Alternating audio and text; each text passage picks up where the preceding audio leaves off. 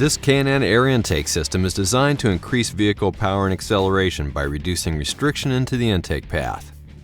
The 57-1511-2 air intake has received a CARB EO number, and it is street legal in all 50 states.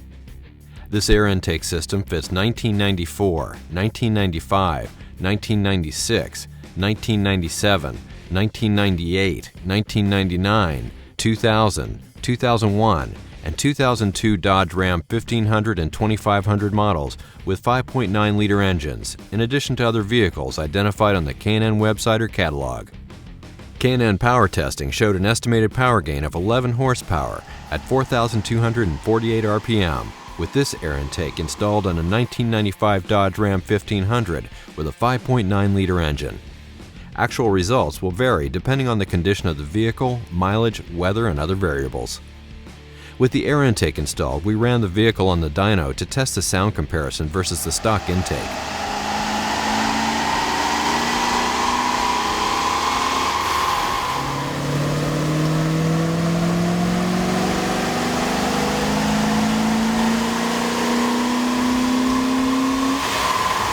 The intake kit includes components that have been designed or matched to the needs of these vehicles to produce a safe horsepower increase. Detailed installation instructions are included with this kit. The tools needed for this install are shown. Turn the ignition off and disconnect the vehicle's negative battery cable. Loosen the hose clamp on the air cleaner at the throttle body. Disconnect the crankcase vent line from the air cleaner.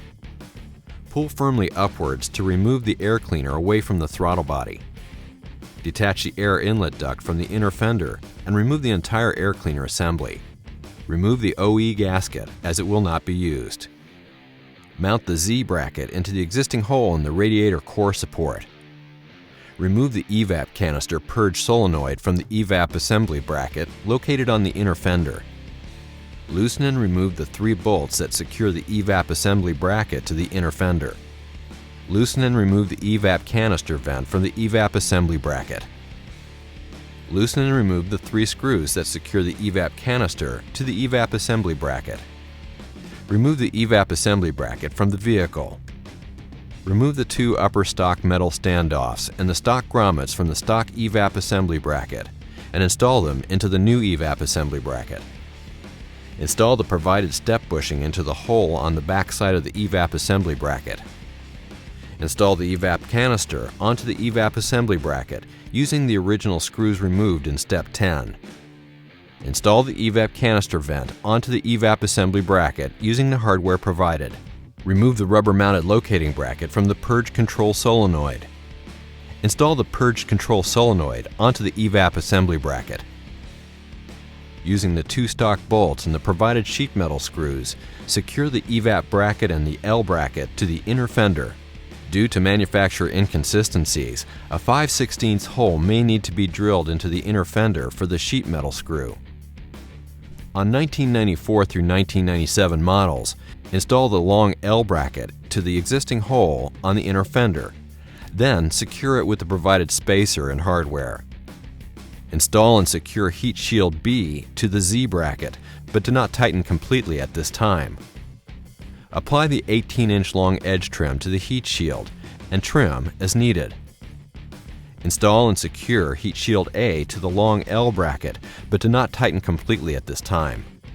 Secure heat shield A and B together. Using one of the provided zip ties, secure the AC line and heater hose together. Assemble the saddle bracket assembly. Loosen and remove the bolt that retains the fuel rail bracket. Install the saddle bracket assembly using the bolt removed in step 26, but do not tighten completely. Apply the new provided gasket to the throttle body. Install the provided stud into the throttle body. Apply 2 drops of the included thread locker to the throttle body stud. Slide the intake tube through the hole in the heat shield. Install the intake tube onto the throttle body and secure the plenum with the provided nut extension and washer. Secure the saddle bracket to the intake tube with the provided hose clamp, then tighten the bolt at the fuel rail. Position the heat shield for best fit and clearance. Assemble the appropriate hose mender and the provided vent hose. Cut the factory crankcase vent hose for best fit. Attach the existing crankcase vent hose to the vent assembly. Attach the crankcase vent hose assembly to the vent tube on the intake tube. Align the heat shield for best clearance and tighten the two brackets. It will be necessary to readjust the brackets in the saddle bracket assembly for best clearance. Retighten all hardware. Install the side location trim seal onto the slot on the heat shield. Secure the AC line to the heat shield with a provided zip tie. Install the top location trim seal onto the heat shield and trim it as necessary. Install the air filter element onto the intake tube and secure with a hose clamp. Reconnect the vehicle's negative battery cable. Double check to make sure everything is tight and properly positioned before starting the vehicle. The included CARB exemption sticker must be visible under the hood so that an emissions inspector can see it when the vehicle is required to be tested for emissions.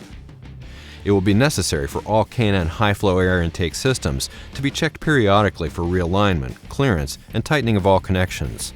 Failure to follow the above instructions or proper maintenance may void warranty. For more product information, go to knfilters.com. K&N makes products for nearly every vehicle on the road. The K&N website allows you to search products by vehicle or dimension, download installation instructions, view dyno charts showing typical horsepower gains for this product, and view product details. For information on where to buy K&N products, go to knfilters.com.